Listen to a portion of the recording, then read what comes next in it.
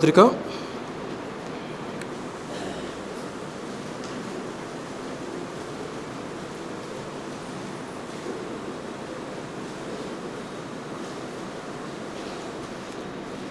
మొదటి అధ్యాయము 9వ వచనం నుండి కొన్ని వచనాలు చదువుతున్నాను, దయచేసి గమనించండి. మన క్రియలను బట్టి కాక తన స్వకీయ సంకల్పమును బట్టి అనాది కాలముననే క్రీస్తు యేసునందు మనకు అనుగ్రహించబడినదియు క్రీస్తు యేసును మన రక్షకుని ప్రత్యక్షత వలన బయలుపరచబడినది అయిన తన కృపను బట్టి మనలను రక్షించిన పరిశుద్ధమైన పిలుపుతో ఆయన మనలను పిలిచెను. ఆ క్రీస్తు యేసు మరణము నిరర్ధకము చేసి జీవమును అక్షయతను సువార్త వలన వెలుగులోనికి తెచ్చను. ఆ సువార్త విషయంలో నేను ప్రకటించేవాడును గాను అపోస్తులును గాను బోధకుని గాను నియమింపబడి తిని. దేవుడి కొద్ది వాక్య భాగాన్ని దీవించి రీతిగా చిన్న ప్రార్థన చేస్తాను. మమ్మల్ని మిక్కిలిగా ప్రేమించినటువంటి మా ప్రియరక్షక మా యేసయ్య, ఈ యొక్క ఉదయకాల సమయంలోనైనా ఇంతవరకు మీరు చూపిన కృపను బట్టి వందనాలు. ఆరాధనా కార్యక్రమం అంతట్లో కూడా మీరే సర్వమహిమ ఘనత పొంది ఉన్నారని నమ్ముచూ ఉన్నాము. అలాగనే ఈ సమయంలో చదవబడినటువంటి లేఖన భాగాలను కూడా మీరు దీవించండి నాయన. మీ యొక్క పునరుద్ధాన దినమును నాయన మేము పురస్కరించుకొని మరి ఒకసారి నాయన మీ యొక్క విశేషమైనటువంటి అనుభవాలను నాయన మేము ధ్యానించుకునేటువంటి గొప్ప కృపను మీరు మాకు ఇచ్చిన విధానాన్ని బట్టి ఎంతగానో స్తుతించుచూ ఉంటున్నాము. యూట్యూబ్ ద్వారా కూడా వీక్షిస్తున్న ప్రతి ఒక్కరికి కూడా నాయన మీరే నిండారులుగా దీవించి వారి మనసులను కూడా మీరు వెలిగించుదురని యేసుక్రీస్తు వారి దివ్యనామములో స్తుతించి వేడుకొనుచు నామ తండ్రి, ఆమేన్. ప్రభునందు ప్రియులారా, మనము ఈ రోజున ఎందుకని ఇక్కడ గ్యాదర్ అయ్యాము? ప్రభు యొక్క పునరుద్ధాన దినం. ఒక ఈస్టర్ రోజేనా లేకపోతే ప్రతి ఆదివారం పునరుద్ధాన దినమా? ప్రతి ఆదివారం కూడా పునరుద్ధాన దినం. అయితే ప్రపంచంలో ఉండేటువంటి నామకార్థ క్రైస్తవులు అనబడినటువంటి వారికి ఇదేదో ఒక ప్రత్యేకించబడినటువంటి దినముగా, ఒక ఆచారంగా, ఈస్టర్ కావచ్చు, క్రిస్మస్ కావచ్చు, న్యూ ఇయర్ కావచ్చు, గుడ్ ఫ్రైడే కావచ్చు, అది ప్రత్యేకించబడినటువంటి ఆచారంగా మరి ప్రభువును సిలువను వేసేటువంటి వారు ఉన్నారు. ఆ కల్వరి ఆ బాట ఏదైతే ఉందో దాన్ని ప్రత్యేకంగా నడిపించి మరి కొరడాలతో ఒక వ్యక్తి దెబ్బలు తిని మరి ఒక వ్యక్తిని అలా సమాధిలోనికి పంపించినట్లుగా చేసి మరలా ఈస్టర్ వచ్చేసరికి ఉదయకాలానే ఆ వ్యక్తిని మరలా లోపలికి పంపించి ఆ బండను తెరిచి మరలా వెలుపలికి రప్పించి ఈ రీతిగా ఆచారపరంగా చేసేటువంటి క్రైస్తవులు ప్రపంచవ్యాప్తంగా కూడా ఉంటున్నారు. కానీ నిజమైనటువంటి విశ్వాసిగా రక్షించబడినటువంటి మన అనుభవం ఎలా ఉండాలి అని అంటే ప్రతి ఆదివారము కూడా అది ఒక పునరుద్ధాన దినమే. ఎందుకంటే ఆదివారమున ఆయన పెందల కాడ మరి ఆ చీకటి గడియలు ఇంకా ముగియక మునుపే ఆయన మరణాన్ని చీల్చుకొని సమాధిని చీల్చుకొని ఆయన వెలుపలికి వచ్చినట్లుగా మనం చూడగలుగుతూ ఉంటున్నాం. ఆయన పునరుద్ధానుడై మహిమ పొందినటువంటి దేహంతో ఆయన బయటకు వచ్చినట్లుగా మనం చూడగలుగుతూ ఉంటున్నాం. కాబట్టి మరి ఆ పునరుద్ధాన విషయాలను మనం జ్ఞాపకం చేసుకుంటున్నప్పుడు ఇక్కడ మనం చూస్తూ ఉంటున్నాము, యేసు యొక్క క్రమాన్ని ఇక్కడ మనకు వివరిస్తూ ఉంటున్నాడు. అంతకు మునుపు వరకు కూడా ఆయనకు పెట్టబడినటువంటి పేరు యేసు అనే పెట్టబడింది. కానీ ఎప్పుడైతే యేసు సిలువలో మరణించి తిరిగి లేచాడో ఆయనకు క్రీస్తు అనబడినటువంటి పేరు పెట్టబడింది. ముందు యేసు క్రీస్తు అని ఆయన ఎక్కడా కూడా పిలువబడలేదు. భూమి మీద ఆయన జీవించినటువంటి 33.5 సంవత్సరాల్లో కూడా 3.5 సంవత్సరాల పరిచయ విషయంలో కూడా ఎవరొచ్చారంటే యేసు వచ్చాడని చెప్పారే కానీ యేసుక్రీస్తు వచ్చాడని ఎక్కడా కూడా చెప్పబడలేదు. కానీ యేసుక్రీస్తుగా ఆయన ఎప్పుడు మార్చబడ్డాడు అని అంటే అభిషిక్తుడుగా, అంటే ఒక పని నిమిత్తమై పంపించబడినటువంటి వాడు ఆ పనిని సార్థకము చేసి ఆ పనిని పరిపూర్ణము చేశాడు. ఎప్పుడు అనంటే తన సిలువ మరణ పునరుద్ధానముల ద్వారా దాన్ని పరిపూర్ణము చేసినప్పుడు ఆయన క్రీస్తుగా అంగీకరించబడ్డాడు. తండ్రి ద్వారా పంపించబడినటువంటి వాడు, ఒక ప్రత్యేకించబడినటువంటి అనుభవము కొరకు పంపించబడినటువంటి ప్రభువుగా మనం చూడగలుగుతూ ఉంటున్నాం. కాబట్టి ఇప్పుడు మనము ఆయనను జీసస్ క్రైస్ట్ అని పిలుస్తూ ఉంటున్నాం. ఉంటున్నాం. యేసు క్రీస్తు అని ఆయనను మనము పిలవగలుగుతున్నామనే విషయాన్ని మనం ఇక్కడ అర్థం చేసుకోవాలి ప్రియులారా. ఇప్పుడు మనకు గాంధీ ఉన్నాడు. అంతకు మునుపు వరకు మనం గాంధీ గాంధీ అనే పిలిచేటువంటి వారు. కానీ స్వాతంత్రం వచ్చిన తర్వాత, కొన్నాళ్ళ తర్వాత అప్పుడు ప్రభుత్వం గుర్తించి ఆయనకు మహాత్ముడు అని చెప్పి పేరు పెట్టారు. ఇప్పుడు మనం వాడుకలో ఏమని పిలుస్తున్నాము? మహాత్మా గాంధీ అని చెప్పి మనం పిలుస్తూ ఉంటున్నాం. అది ఆయన పేరు కాదు, కానీ ఆయన పేరుగా పరిగణించబడినటువంటి బిరుదు. అలాగే యేసుక్రీస్తు కూడా అలాంటి విధానాన్ని ప్రపంచంలో ఉన్నటువంటి ప్రతి ఒక్కరూ కూడా పరిగణించారు ప్రియులారా. అలాగైతే ఇక్కడ మనం చూస్తూ ఉంటున్నాము, ఆయన యొక్క పరిచర్య ఈ యొక్క లోకంలో ఆయన ఉంటున్నప్పుడు, ఆయన అంతకు మునుపు నజరేతులో ఉన్నప్పుడు ఒక రకంగా పరిచర్య చేశాడు. కానీ ఎప్పుడైతే తన మకాన్ని మరి కపెర్నహూముకు మార్చుకున్నాడో, కపెర్నహూము దగ్గర నుంచి ఆయన చాలా విస్తృతమైనటువంటి పరిచర్యను ప్రారంభించినట్లుగా, దేవుని యొక్క సువార్తను ప్రకటించుట, మరి పరలోక రాజ్యాన్ని గురించినటువంటి విషయాలు బోధించుట, తండ్రి యొక్క చిత్తము మానవుల పట్ల ఏ రీతిగా ఉన్నది అనే విషయాలు కుమారుడైనటువంటి క్రీస్తు ప్రతి స్థలంలో కూడా ఆయన వివరిస్తూ వెళ్ళినట్లుగా మనం చూడగలుగుతూ ఉంటున్నాం. అయితే ఆ విషయాలన్నీ కూడా ముగించబడిన తర్వాత మరి ఆయన తీర్పుకు అప్పగించబడ్డాడు. ఎవరి ద్వారా అప్పగించబడ్డాడు? ఎవరి ద్వారా అప్పగించబడ్డాడు? ఇస్కరియోతు యూదా ద్వారా అప్పగించబడ్డాడు ప్రియులారా. ఇస్కరియోతు యూదాను స్నేహితుడా అని పిలిచాడు యేసుక్రీస్తు వారు. స్నేహితుడా, నీవు చేయవలసింది నీవు చెయ్యి అని చెప్పేసి పంపించినట్లుగా మనం చూడగలుగుతూ ఉంటున్నాం. అతడు కూడా వచ్చి ముద్దు పెట్టుకొని మరి ఆ యేసుక్రీస్తు వారిని సాగనంపినట్లుగా మనం చూడగలుగుతూ ఉంటున్నాం.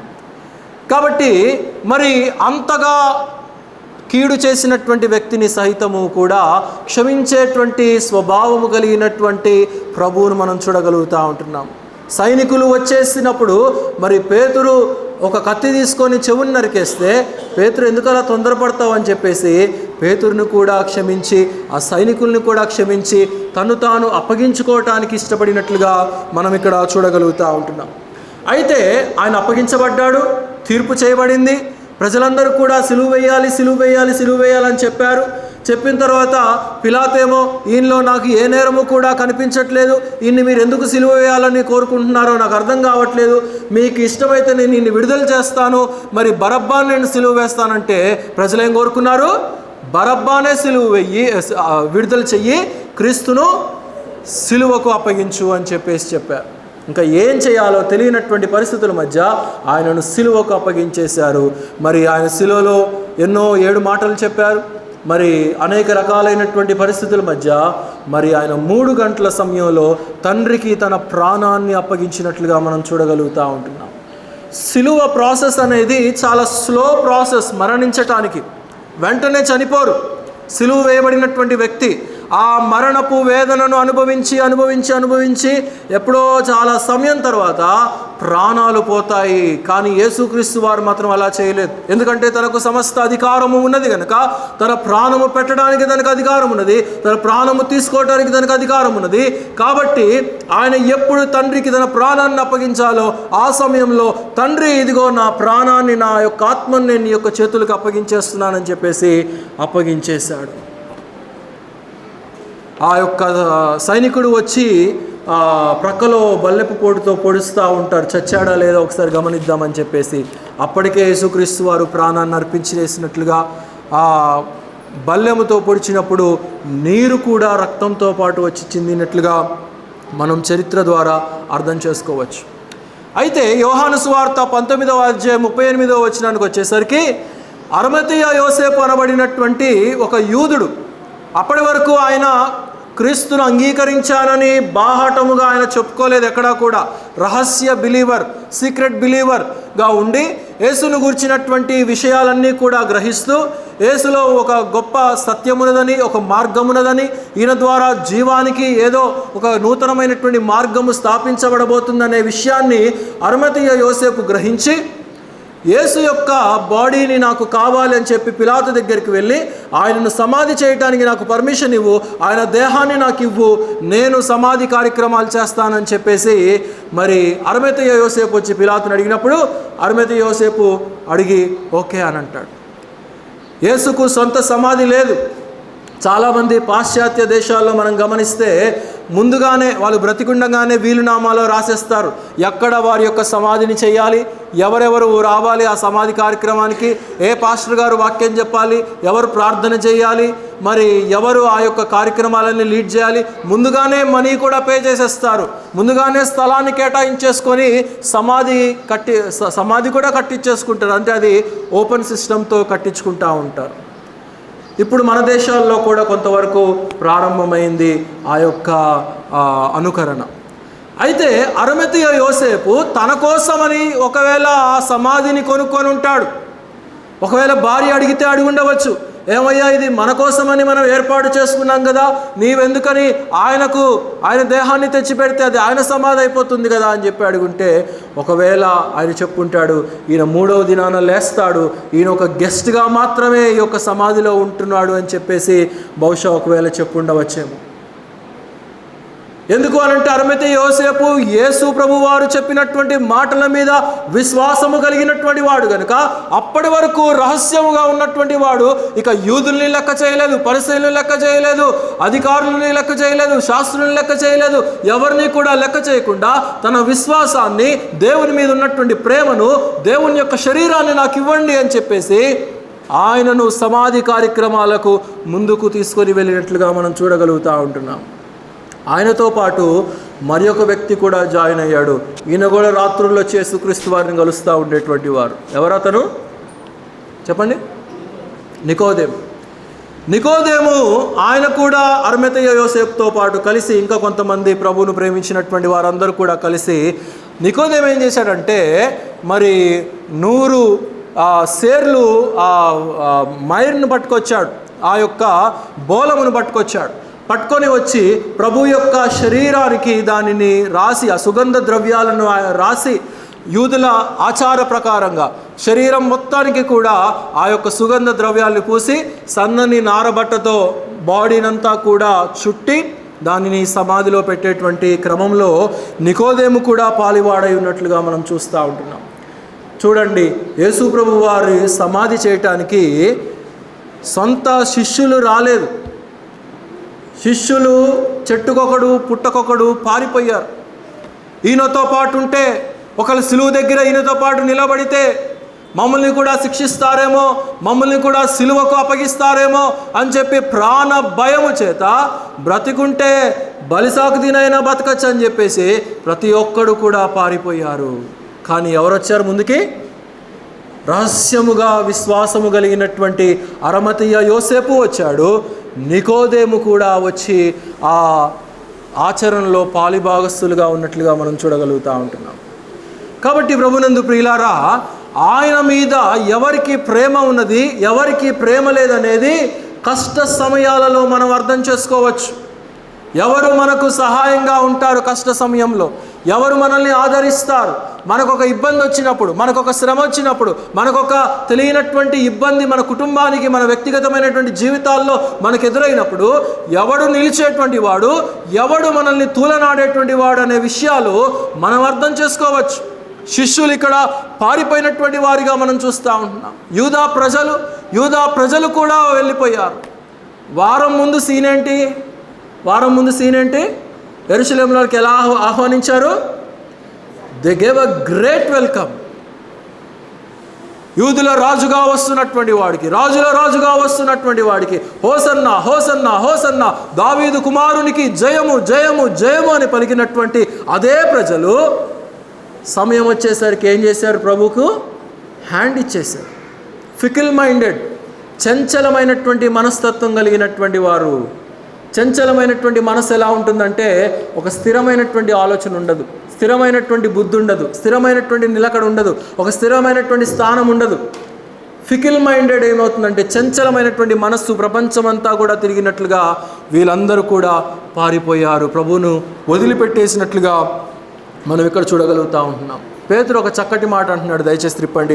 అపోస్తుల కార్యాల గ్రంథము 2వ అధ్యాయము 22వ వచనం.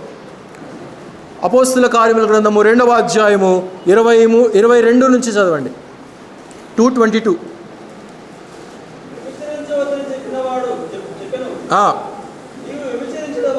అపోస్తుల కార్యాల గ్రంథము 2వ అధ్యాయము 22వ వచనం.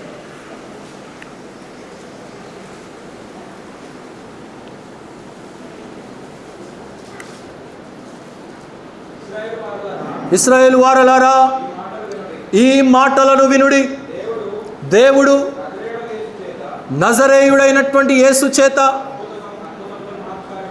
అద్భుతములను, మహత్కార్యములను, సూచక క్రియలను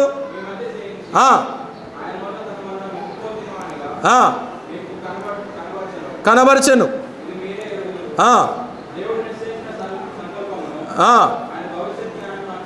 ఆయన భవిష్యత్ జ్ఞానమును అనుసరించి అప్పగించబడిన ఆయనను మీరు దుష్టుల చేత సిలువకు అప్పగించారు. మరణము ఆయనను బంధించి ఉంచుట అసాధ్యము అని అంటా ఉంటున్నాడు పేతురు. మీరు దుష్టుల చేతికి ఆయనను అప్పగించారు. ప్రభు యొక్క ప్రేమను, ప్రభు యొక్క వాత్సల్యతను, ప్రభు ఎందుకొరకు ఈ లోకానికి వచ్చాడు, దేని విషయం ఆయన ఈ లోకంలోనికి పంపించబడ్డాడనేటువంటి ఆత్మీయ సత్యాన్ని ఎరగనటువంటి వారు మరి ఆ దుష్టుల చేతికి మీరు అప్పగించారు. ఎందుకంటే ఈ ప్రజలు క్రీస్తు యొక్క మనస్సును పరిపూర్ణంగా అర్థం చేసుకున్నటువంటి వారు కారు. నేడు కూడా సంఘాల్లో జరుగుతున్నదేంటి? వాక్యాన్ని సరిగ్గా అర్థం చేసుకోలేరు ప్రజలు. చెప్పినటువంటి విషయాల్లో ఉండేటువంటి పాజిటివిటీని, చెప్పినటువంటి విషయాల్లో ఉండేటువంటి సత్యాలను, ప్రభు ఏ రీతిగా మన జీవితాన్ని క్రమపరుచుకోమంటున్నాడు, ప్రభు ఏ రీతిగా మనల్ని ఆయన కొరకు సమీపంగా జీవించాలని ఇష్టపడుతున్నాడు, ఆయనను అంగీకరించేటువంటి ప్రజలు ఎక్కువగా ఉంటున్నారా, ఆయనను తూలనాడేటువంటి ప్రజలు ఎక్కువగా ఉంటున్నారా? సొంత ప్రజలు ఆయనను అక్కడ తూలనాడి దుష్టుల చేతికి అప్పగించారు. పేతురు మాట్లాడుతున్నాడు అక్కడ, ఓ ఇశ్రాయేలు ప్రజలారా, మీరు ఏం చేశారో జ్ఞాపకం చేసుకోనండి అని చెప్పి ఇక్కడ జ్ఞాపకం చేస్తూ ఉంటున్నాడు. అయితే మరణము ఆయనను బంధించి ఉంచుట అసాధ్యము. రెవల్యూషన్ 1:18 అంటాడు కదా, ఇదిగో నేను మృతుడనైతిని కానీ ఇప్పుడు నేను యుగ యుగాలు నేను సజీవునిగా జీవించేటువంటి వాడును నేను. అవును, మీ కొరకు నేను చనిపోయాను, అవును మీ కొరకు నేను సమాధి చేయబడ్డాను, కానీ ఎల్లకాలం నేను అదే స్థితిలో నేను ఉంటానని చెప్పి మీరు తలంచవద్దు. ఎందుకంటే మరణపు పాశములను, మరణపు తాళపు చెవులను నా అధికారంలోనికి తీసుకొనుట కొరకు నేను ఈ లోకంలోనికి పంపించబడ్డాను. పాపపు ముళ్ళును విరవటానికి నేను ఈ లోకంలోనికి పంపించబడ్డాను. కాబట్టి ఇక్కడ పేతురు కూడా మాట్లాడుతున్నది అదే. సమాధిలోనికి పంపించబడ్డారు, మీరు పంపించాలని అనుకుంటున్నారు కానీ ఆయన సమాధిలో లేడు, ఆయన తిరిగి లేచాడు. మరణము ఆయన మీద ఆధిపత్యము చేయటం అసాధ్యము. ఎందుకంటే మరణ జీవములు ఆయన చేతిలో ఉన్నాయి, ఆయన వశములో ఉన్నాయి. ఆయన మాట ప్రకారంగా నడిచేటువంటి ఈ యొక్క భూమి ఆకాశములన్నీ కూడా ఆయన మాట చొప్పున నెరవేర్చబడతాయి. అందుకే దావీదు 16వ కీర్తనలో 10వ వచనంలో మనం చూస్తే 1000 సంవత్సరాలకు పూర్వమే ఒక చక్కటి మాట అంటూ ఉన్నాడు, నీవు నీ పరిశుద్ధుని కుళ్ళు పట్టనీయవు. యేసును గుర్చినటువంటి ప్రవచన మాటలు ఆయన పుట్టుకను గురించి ముందుగానే చెప్పబడ్డాయి, ఆయన జీవితాన్ని గురించి ముందుగానే చెప్పబడ్డాయి. ఆయన ఏ ప్రాంతంలో పుడతాడో, ఏ ప్రాంతంలో పెరుగుతాడో, ఏ రీతిగా ప్రజల ద్వారా సిలువకు అప్పగించబడతాడో ప్రతీది కూడా ప్రవచనాత్మకంగా నెరవేర్చబడ్డాయి. ఇప్పుడు జీవము కూడా, పునరుద్ధానము కూడా ప్రవచనాత్మకంగానే నెరవేర్చబడింది. దావీదు ముందుగానే తెలియచేశాడు. అంటే శరీరము కుళ్ళిపోయేటువంటి స్థితిలోనికి మారక మునుపే ఆయన తిరిగి లేపబడతాడనే విషయాన్ని దావీదు ఎరిగి ఆయన గురించినటువంటి విషయాలు ముందుగానే తెలియచేశాడు. ప్రియులారా, అలాగైతే ఆయనలో నిత్యత్వము దాగి ఉన్నది. ఆయన నిత్యత్వంలో పాలివారమై ఉన్నటువంటి మనము ఆయనకు సమానమైనటువంటి జీవిత విధానాన్ని మనం కలిగి ఉండాలి. పేతురు అంటూ ఉన్నాడు, మీరు అప్పగించారు కానీ ఆయన లేడు, అక్కడ సమాధిలో లేడు. Now he is risen. అక్కడే 2వ అధ్యాయం 32వ వచనం చదవండి. అపోస్తలుల కార్యాల గ్రంథం 2వ అధ్యాయం 32. యేసును దేవుడు లేపెను, దీనికి మేమందరము కూడా సాక్షులము కాగా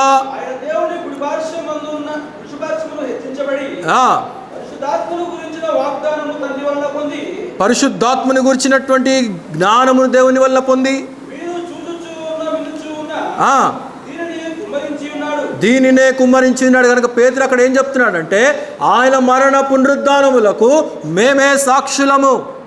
ప్రారంభ క్రైస్తవులుగా ఆదింబ సంఘములో చేర్చబడినటువంటి వారంగా ఆయన మరణించి తిరిగి లేగలేదని ఎవరైతే చెప్తున్నారో వారికి మేమే సాక్షులము, సజీవంగా మీ మధ్య మేము నిలిచి సాక్ష్యము పలుకుతూ ఉన్నాము. We are testifying the resurrection of Jesus Christ. అలాగైతే మనము చేర్చబడినటువంటి మనమందరము కూడా ప్రతి ఒక్కరము ఒక్కొక్క సాక్ష్యము అనే విషయాన్ని మనం మర్చిపోకూడదు. ఈ లోకంలో ప్రభువు మనల్ని స్థాపించినటువంటి ఒక సాక్ష్యముగా మనం పిలువబడతా ఉంటున్నాం. దేని కొరకు అంటే క్రీస్తు మరణ పునరుద్ధానముల యొక్క అనుభవం కొరకు. అక్కడ 2:32లో దేవుడు ఆయనను లేపెను అని మనం అక్కడ చూస్తూ ఉంటున్నాం. మార్కు సువార్త 16వ అధ్యాయంలో అక్కడ క్రీస్తే లేచెను అనే విషయాలు మనం చూస్తాం. రోమాపత్రిక 8వ అధ్యాయంలో స్పిరిట్ రిజన్ హిమ్ అనే విషయాన్ని మనం చూస్తాం. కాబట్టి దేవుడు ఆయనను లేపెను, కుమారుడైనటువంటి క్రీస్తే ఆయన స్వయంగా లేచినటువంటి అనుభవము. పరిశుద్ధాత్ముడైనటువంటి దేవుడు కూడా పాలివాడై ఉన్నాడు. కాబట్టి ఇందాక ఆరాధనలో ఏం చెప్పాను? సృష్టి ఆరంభంలో 3 ఉన్నారని చెప్పానా? సిలువ కార్యక్రమంలో 3 ఉన్నారని చెప్పానా? ఇప్పుడు పునరుద్ధాన కార్యక్రమంలో ఎవరున్నారు? 3. కాబట్టి 3 యొక్క ఆలోచన, 3 యొక్క తపన, 3 యొక్క అంటే త్రిత్వంలో ఉన్నటువంటి 3 అంటే 3 దేవుళ్ళు అనుకోవకండి. మళ్ళీ ఒక్కడే దేవుడు, ఒకరి యొక్క ఆలోచనను వారు మరి పంచుకున్నటువంటి వారిగా మనం చూస్తూ ఉంటున్నాం. ఒక పేతురేనా సాక్షి? యేసుక్రీస్తు వారు లేపబడిన తర్వాత ఎన్ని రోజులు పయనించాడు ఆయన లోకంలో? 40 రోజులు పయనం చేశాడు. 40 దినాలలో అనేక మందికి ఆయన కనిపించాడు. ఒక్కరికి కాదు, 2కి కాదు. శిష్యులు పోయి ఎక్కడో రూమ్లో దాక్కున్నారు. ఆడోళ్ళు పోయి తెల్లవారుజామున లేచి సమాధి దగ్గరికి వెళ్తే ఎక్కడైనా ఆడోళ్ళు భయపడితే వీళ్ళు భయపడకుండా సమాధి దగ్గరికి పోతే పురుషులందరూ ఏం చేశారు? తలుపులు వేసుకొని కూర్చున్నారు. దేవుడు ఏం చేశాడు? ఇంక లాభం లేదురా బాబు, వీళ్ళ దగ్గరికి నేనే పోవాలని చెప్పేసి ఆయనే డోర్లో నుంచి మూసివేయబడినటువంటి తలుపులో నుంచి ఆయన ప్రత్యక్షమైనట్లుగా మనం చూడగలుగుతూ ఉంటున్నాం. శిష్యులకు కనువిప్పును కలుగు చేసినట్లుగా మనం చూడగలుగుతూ ఉంటున్నాం. కాబట్టి ఆయన మరణ పునరుద్ధానముల్లో పాలివారమై ఉన్నటువంటి అనుభవము. కాబట్టి ఇక్కడ తిమోతి పత్రిక 2 మనం చదువుకున్నటువంటి వచ్చిన భాగాల్లోనికే తిమోతికి రాసిన 2వ పత్రిక 1వ అధ్యాయం 9వ వచనం. మన క్రియలను బట్టి కాక తన స్వకీయ సంకల్పమును బట్టి, అంటే తన ఇష్టపూర్వకమైనటువంటి సంకల్పమును బట్టి అనాది కాలముననే. కాబట్టి మనము మానవులం కూడా ఏర్పాటు చేయబడక మునిపే, సృష్టి కూడా ఆరంభము కాక మునిపే అనాది కాలమునే అంటే. కాబట్టి ఇక్కడ ఏమంటున్నాడంటే క్రీస్తు యేసునందు మనకు అనుగ్రహించబడినదియు, క్రీస్తు యేసు మన రక్షకునికి ప్రత్యక్షత వలన బయలుపరచబడినదియు, తన కృపను బట్టి మనలను రక్షించిన పరిశుద్ధమైనటువంటి పిలుపుతో ఆయన మనలను పిలిచెను. ఎలాంటి పిలుపు అంటే ఇది? పరిశుద్ధమైనటువంటి పిలుపు. ఎందుకంటే ఆయన పరిశుద్ధుడు కదా, పరిశుద్ధమైనటువంటి రక్తాన్ని చిందించాడు కదా, పరిశుద్ధమైనటువంటి బలియాగముగా తాను సమర్పించుకున్నాడు కదా, పరిశుద్ధమైనటువంటి విధానంగా ఆయన తిరిగి మృతుల్లో నుండి లేపబడ్డాడు కనుక మనల్ని కూడా ఆ పరిశుద్ధతలో పాలివారముగా ఉండాలనేటువంటి ఉద్దేశంతో మనల్ని పిలిచేను అనే విషయాన్ని మనం ఇక్కడ జ్ఞాపకం చేసుకుంటా ఉంటున్నాం ప్రియులారా. అందుని బట్టి ఇక్కడ ఏమంటున్నాడంటే మరణమును నిరర్ధకము చేసేను అనే విషయాన్ని మనం ఇక్కడ చూస్తూ ఉంటున్నాం. మరణమును మరణించుట ద్వారా మరణింపజేసినటువంటి క్రీస్తు. అర్థమవుతుంది ఏం చెప్తున్నాను? మరణమును ఆయన మరణించుట ద్వారా మరణింపజేసినటువంటి క్రీస్తు. కాబట్టి హీ కాంకర్డ్ డెత్. అప్పటి వరకు కూడా సాతానుడికి బలము ఉన్నది మరణము మీద. అప్పటి వరకు కూడా అంటే మనం ఇక్కడ అనుకోవచ్చు అంతకు మునుపు క్రీస్తుకి శక్తి లేదా, సామర్థ్యం లేదా అంటే మరణించినటువంటి వారిని ఆయన లేపలేదా? ఆయన భూమి మీద బ్రతికున్నప్పుడు లేపాడా, లేపలేదా? ఆయనకు అధికారం ఉంది, అధికారం లేదని కాదు, కానీ మానవులని ఆ మరణ పాశముల నుండి, ఏదైతే అనాది కాలంలో జరిగినటువంటి పాపము ఏదైతే ఉన్నదో దాని ప్రకారంగా వచ్చినటువంటి మరణ పాశము అంటే నరకానికి, వెళ్ళేటువంటి అనుభవం ఏదైతే ఉందో దానిని తప్పించేసి ఆ డెత్ కీస్ని ఆయన తీసుకున్నాడు. సిలువలో మరణించింది క్రీస్తు కాదు, సిలువలో కొట్టబడింది, మేకులతో గుచ్చబడింది క్రీస్తు కాదు, కానీ ఆయన మరణ పాశములను సిలువ వేశాడు, ఆయన మరణ బంధకములను సిలువ వేశాడు.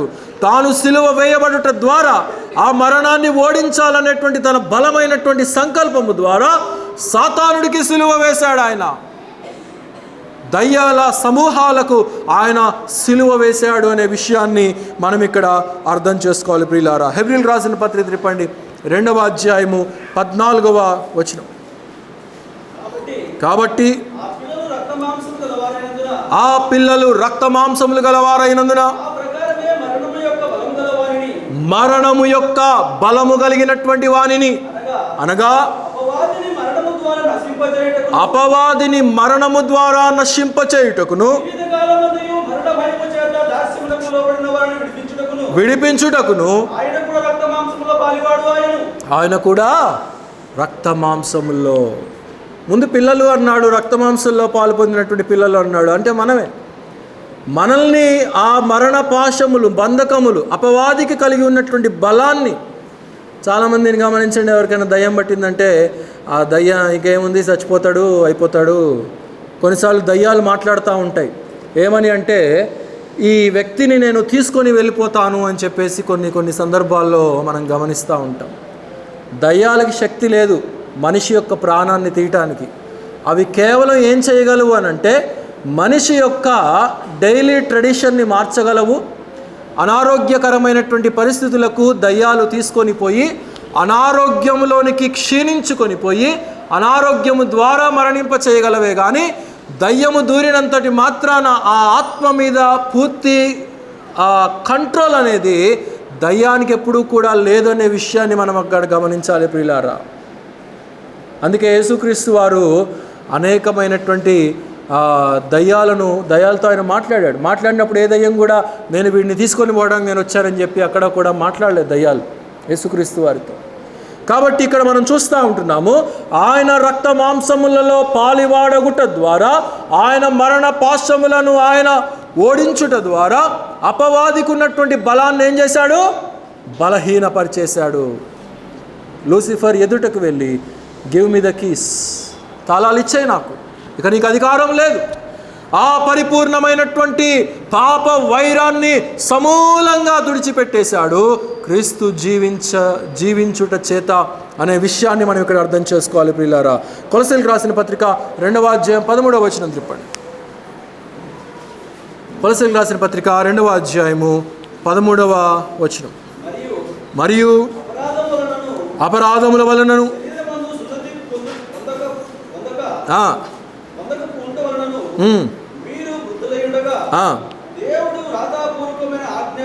దేవుడు రాతపూర్వకమైనటువంటి ఆజ్ఞల వలన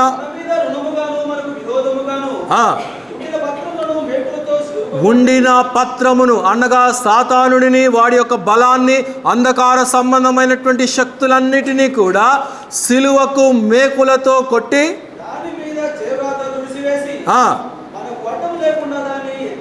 ఎత్తివేసి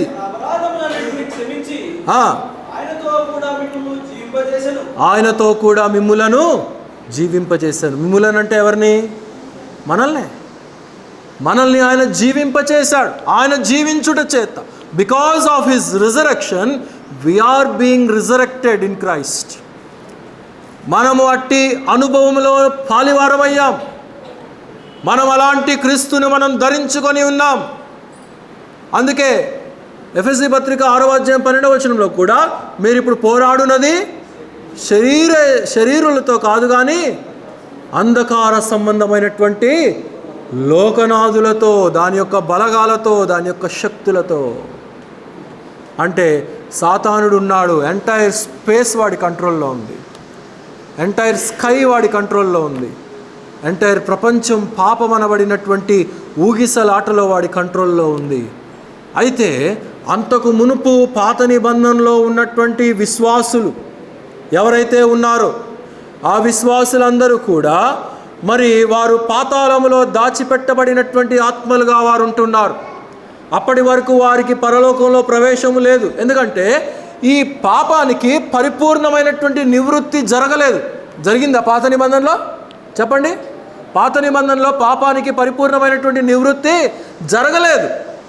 కానీ క్రొత్త నిబంధన ద్వారా క్రీస్తు ఈ లోకంలోనికి పంపించడం ద్వారా పరిపూర్ణమైనటువంటి పాప నివృత్తి, నిష్క్రమణ, దానికి క్షమాపణ, విడుదల కలిగింది కనుక యేసుక్రీస్తు వారు ఏం చేశారంటే, చాలామందికి డైలమా, ఈయన ఏం చేశాడు? సమాధిలోనే ఉన్నాడా, లేకపోతే ఆత్మగా అక్కడక్కడ తిరుగుతూ ఉన్నాడా, లేకపోతే పరలోకంలోనికి వెళ్ళిపోయాడా తండ్రి దగ్గరికి అని చెప్పేసి చాలామందికి డౌట్.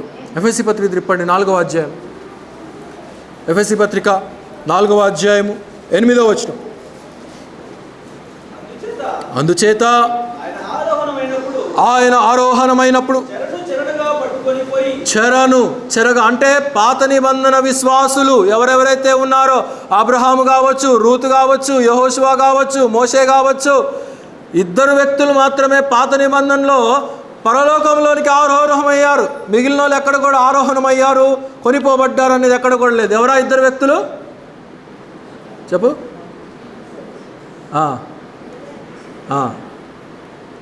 కాబట్టి 2 వ్యక్తులే.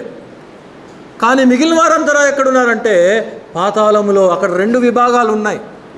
పాతాళము అంటే మనం సహజంగా మానవ కోణంలో అది భూమి క్రింద ఉంటుందని మనం అర్థం చేసుకుంటాం. అది ఎక్కడుందో మనకు తెలియదు.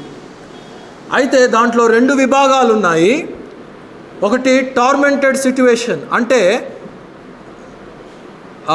టార్మెంటెడ్ అంటే శ్రమలకు గురి చేసేటువంటి ఒక స్థలం. పాపపు జనాంగము, దేవుని యందలి రక్షించబడినటువంటి ఎవరైతే మానవులు ఉన్నారో పాతకాలంలో, వారందరూ కూడా అక్కడికి పంపించబడతా ఉంటున్నారు. అయితే విశ్వాసులు ఎవరైతే ఉన్నారో, యెహోవా దేవుని యందలి నమ్మిక ఉంచినటువంటి వారందరూ ఎవరైతే ఉన్నారో వారు కూడా అక్కడికే వెళ్ళారు. కానీ దానికి ఒక పార్టీషన్ అనేది ఉంది. వారు విశ్రాంతిలో ఉన్నారు. వారు అబ్రహాము రొమ్మును ఆనుకొని ఉన్నారు.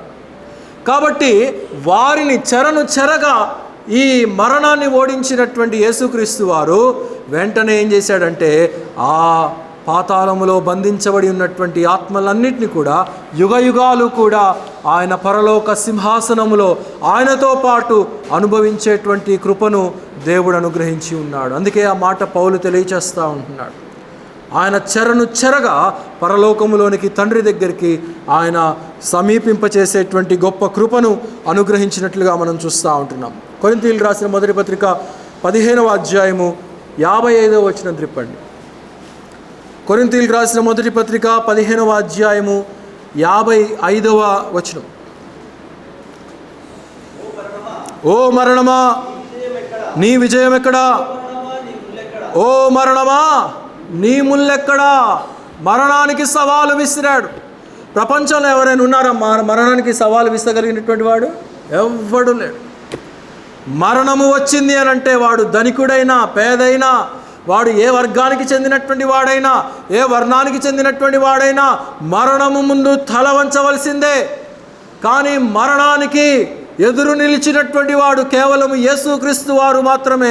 ఆయన నిలిచి, ఆయన జీవించి, ఓ మరణమా నీ ముల్లెక్కడా, ఓ మరణమా నీ విజయం ఎక్కడా అని మరణపు పాశములను నిరర్ధకము చేసేసి జీవపు ఊటను, జీవపు మార్గాన్ని, జీవపు వెలుగును ఆయన స్థాపించినట్లుగా మనం చూడగలుగుతూ ఉంటున్నాం ప్రియులారా. అలాగైతే ఇలాంటి గొప్ప ప్రభువును మనము కలిగి ఉన్నామనే విషయాన్ని మనం ఇక్కడ అర్థం చేసుకోవాలి. అక్కడే 15:20 కూడా చదవండి. 15:20. ఇప్పుడైతే నిద్రించిన వారిలో ప్రథమ ఫలముగా క్రీస్తు మృతులలో నుండి లేపబడి ఉన్నాడు. మనుషుని ద్వారా మరణము వచ్చెను గనుక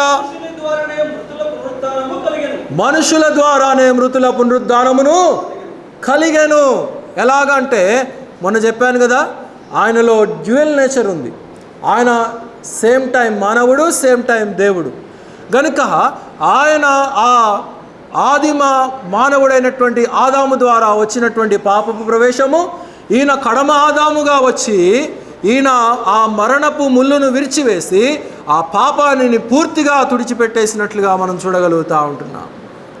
కనుక ఎవరెవరైతే ఆయనను అంగీకరిస్తారో, ఎవరెవరైతే ఆయనను ప్రభువుగా స్వీకరిస్తారో, ఎవరెవరైతే ఆయనను సొంత రక్షకునిగా తమ యొక్క హృదయాల్లో అంగీకరించి ఆయనను ప్రభువుగా స్వీకరిస్తారో వారందరికీ కూడా నిత్య జీవంలోనికి ప్రవేశాన్ని ఆయన అనుగ్రహిస్తున్నట్లుగా మనం చూస్తూ ఉంటున్నాం. ఎలాగా అంటే ప్రథమ ఫలముగా లేపబడినటువంటి క్రీస్తును మనం ఇప్పుడు చూస్తూ ఉంటున్నాం. యాయిరు కుమారుడు లేపబడ్డాడు, నాయను కుమార్తె లేపబడింది, లాజరు లేపబడ్డాడు. కానీ వారు మరలా కొంతకాలం అయిన తర్వాత చనిపోయారు. కానీ ఈయన మాత్రము ప్రథమ ఫలముగా లేపబడినటువంటి ఈయన ఇక ఎన్నటికీ కూడా చనిపోలేదు. ఇదిగో నేను మృతుడనైతిని కానీ యుగ యుగాలు కూడా ఇప్పుడు నేను జీవించేటువంటి అనుభవంలో నేను ఉంటున్నాను. నేను జీవించి నాలో చేర్చబడినటువంటి ప్రతి విశ్వాసిని కూడా నేను జీవింపచేయటానికి శక్తిమంతుడను. నాతో పాటు యుగ యుగాలు పరలోక సింహాసనంలో ఆసీనులుగా ఉండటానికి మీరు అర్హులు అని చెప్పి రక్షించబడినటువంటి వారికి తెలియచేస్తూ ఉంటున్నాడు ప్రియులారా. అందుకే యోహాను సువార్త 11వ అధ్యాయము 25వ వచనంలో ఒక చక్కటి మాట అంటాడు, I am the living and I am the resurrection. నేనే పునరుద్ధానమును, నేనే జీవమును అయి ఉన్నాను. నా ద్వారా తప్ప ఎవ్వడు కూడా ఇంకొక మార్గము ద్వారా తండ్రి దగ్గరికి ప్రవేశము లేదు. There is no other entry, there is only one entry. మన సుప్రియ వచ్చేటప్పుడు తప్పించుకొని మన దేశంలోనికి రావడానికి ఇంకొక మార్గం ఏమీ కూడా లేదు. ఇమిగ్రేషన్ డిపార్ట్మెంట్ అనేది ఒకటి ఉంటుంది. ఆ ఇమిగ్రేషన్ డిపార్ట్మెంట్ గుండానే రావాలి. మన దేశానికి వచ్చినా మనం వేరే దేశాలకి పోయినా కానీ ఇమిగ్రేషన్ వ్యవస్థ పరిపూర్ణంగా చెకింగ్ చేసి కానీ బయటకి పంపించారు. ఇంకొక మార్గం గుండా వెళ్తానంటే అక్కడ ఒప్పుకోరు. కాబట్టి పరలోక మార్గానికి ఇంకొక మార్గము అనేది ఇంకోటి లేదు. క్రీస్తు ద్వారా మాత్రమే జీవము కలిగినటువంటి దేవుని యొక్క మార్గము ఇది సిలువ మరణ పునరుద్ధానముల ద్వారా స్థాపించబడినటువంటి మార్గముగా మనం చూడగలుగుతూ ఉంటున్నాం. యోహాను సువార్త 10వ అధ్యాయము 18వ వచనం త్రిప్పండి, ముగింపులోనికి వస్తాను. యోహాను సువార్త 10:18.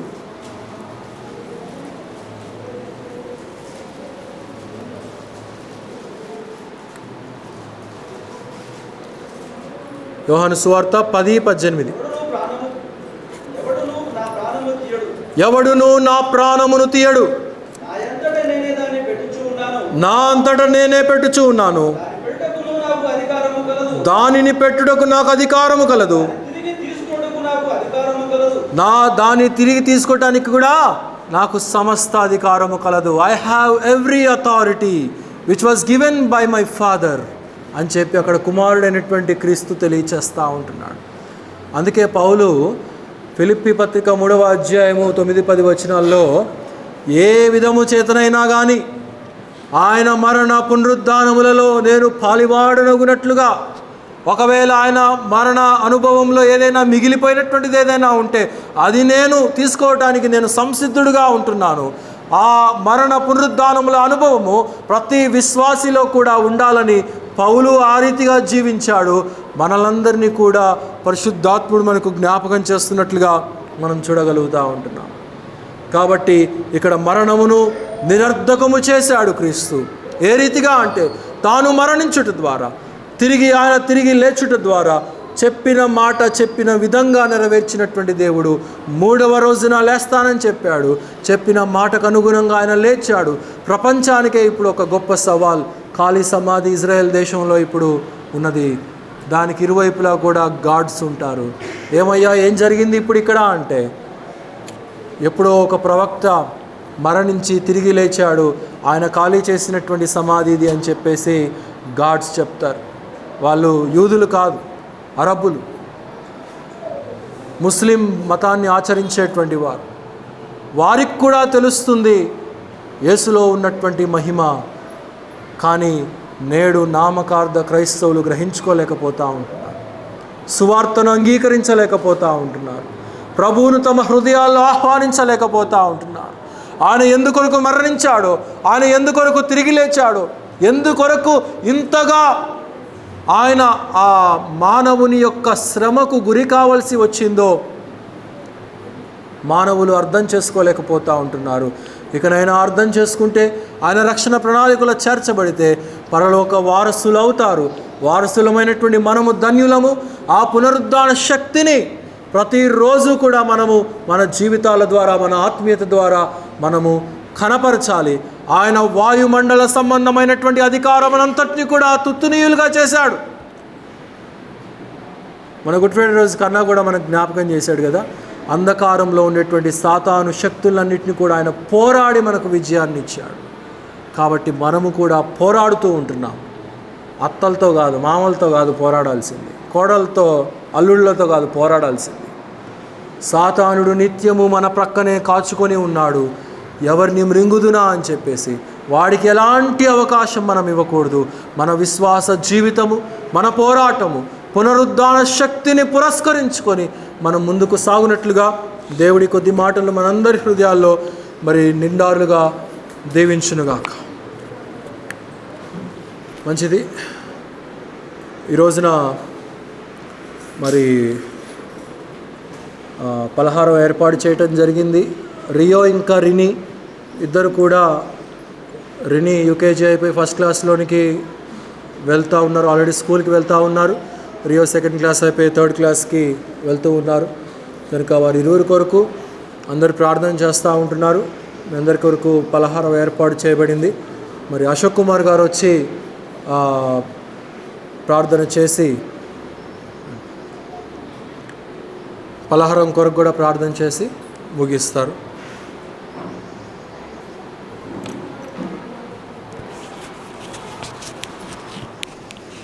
రియో, రిని ఇక్కడ రండి. Where are you?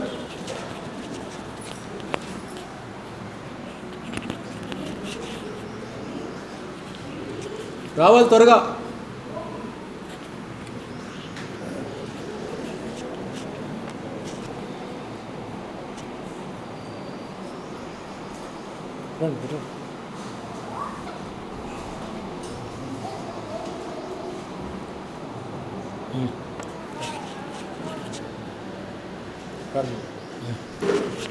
ప్రార్థించుకుందాం.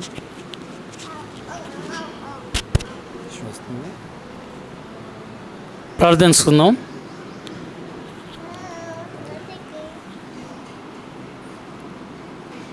సర్వశక్తి గల మా ప్రభా, మీకు వేలాది స్తుతి వందనాలు చెల్లిస్తున్నాం.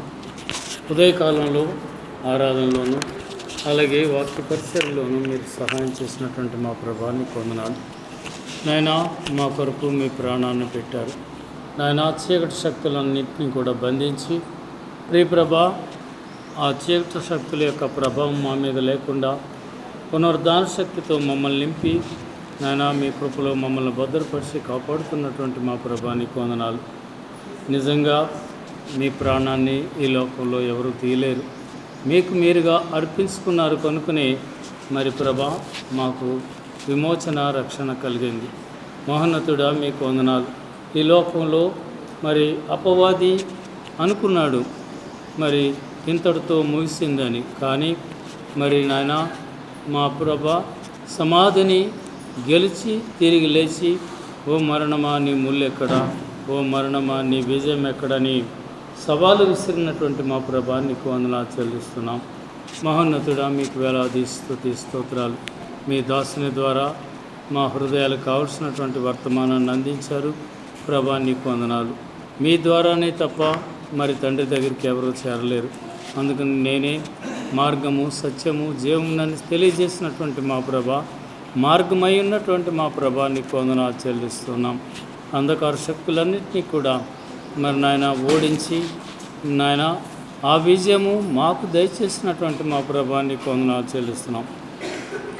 నాయన అదే రీతిగా ప్రభా మీ దాసుని కూడా బలపరిచి కావలసినటువంటి ఆత్మశక్తితో నింపి మాకు వర్తమానం అందించడానికి మీరు సహాయం చేస్తున్నటువంటి మా ప్రభా నీకు వందనాలు. కుటుంబాన్ని మరి ఆశీర్వదించమని వేడుకుంటున్నాం. అదే రీతిగా ప్రభా రియో మరి రిన్నీని గత సంవత్సరం అంతట్లో కూడా మీకు కాపుదలనిచ్చారు. మహోన్నతుడా మీకు వందనాలు చెల్లిస్తున్నాం. ఆరోగ్యాన్ని ఇచ్చారు ప్రభా మీకు వందనాలు. స్కూల్కి వెళ్ళి రాకపోకలో మీరు సహాయం చేశారు, వందనాలు చెల్లిస్తున్నాం. బిడ్డలిద్దరూ కూడా మరి యొక్క క్లాసులోనికి వెళ్ళడానికి మీరు సహాయం చేసినందుకు వందనాలు చెల్లిస్తున్నాం. బిడ్డలకు కావలసినటువంటి అభివృద్ధిని దయచేయమని వేడుకుంటున్నాం.